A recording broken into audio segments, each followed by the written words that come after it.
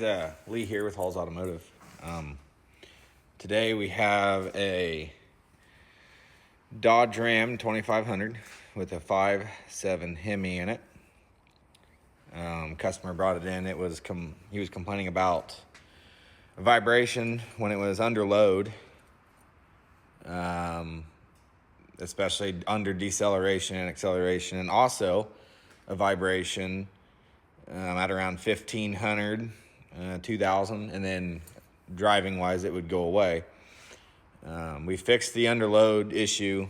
I did not make a video on that, but it had a U-joint bad in the rear, pretty sloppy, so we went ahead, took the rear end cover off, made sure the pinion bearing, and checked out the ring and pinion, made sure it did not damage them. And then upon further diagnosis here, we removed the harmonic balancer.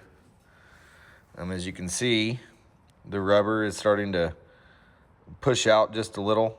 I did not mark it and see if it was slipping, but chances are with the way the rubber's hanging out of it, you can see that there, this balancer was going to fail sooner or later.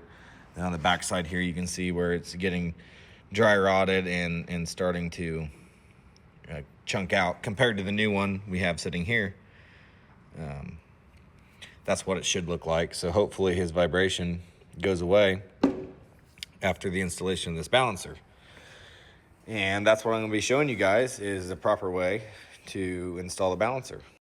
All right, guys, so the correct way here to install this balancer on this 5.7 Hemi in this 2008 Dodge 2500, you will need this. I got this from AutoZone. It is a harmonic balancer pulley installer. Highly recommended to have, because if you don't, and you try to hammer it on with the crank bolt, chances are you could get it crooked, damage your front crank seal, or cause thrust washer issues inside the engine. So here's the kit here. I already got our tool picked out. It is right here. And you'll install the nut like so on it with the bearing here to the inside of your crank pulley. All right, guys, we are under the truck here. I already got the balancer in my hand. So we are going to slip it ahead and go ahead and slip it up on the crank as far as we can get it. And then we are going to install our tool and put this on there.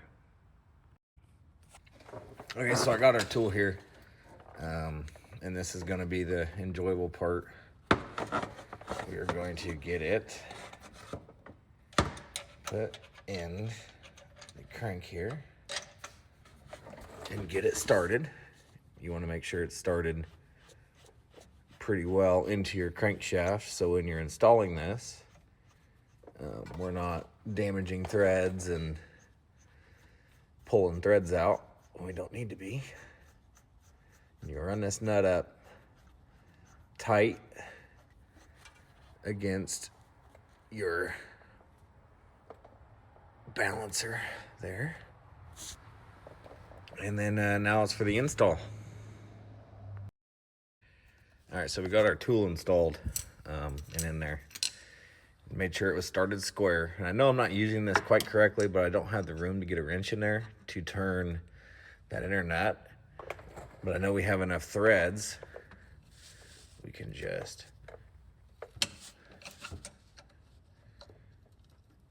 get this baby.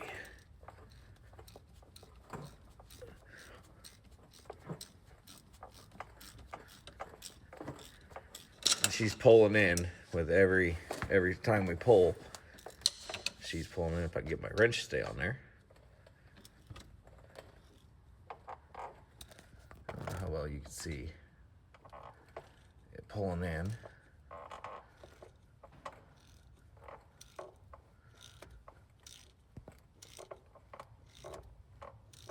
But it's closing that distance with every single pull of the wrench here.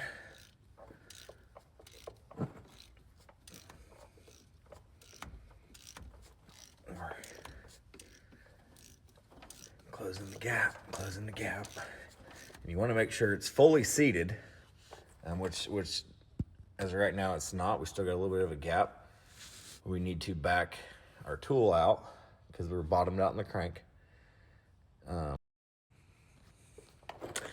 right, guys, so we got our tool reset here. I grabbed my ratchet. It's a little easier for it to stay on there. There we go.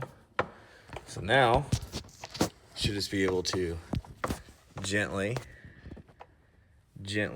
I'll move my light here so you can see, hopefully just a little bit better. Yeah, there we go. As we're drawing this in,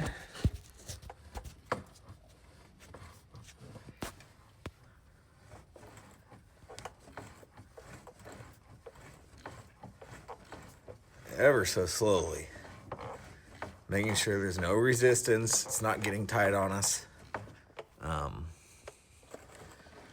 Because you want to make sure this balancer is completely installed all the way as far down as it'll go against your timing cover. Fully seated per the factory specs, I should say. Right there, it looks to be all the way in. Yep, she is, and it is lined up, as you can tell, with our belt routing, so it's not throwing belts off or anything like that. Now we will remove our tool and get the belt back on it and see how she runs.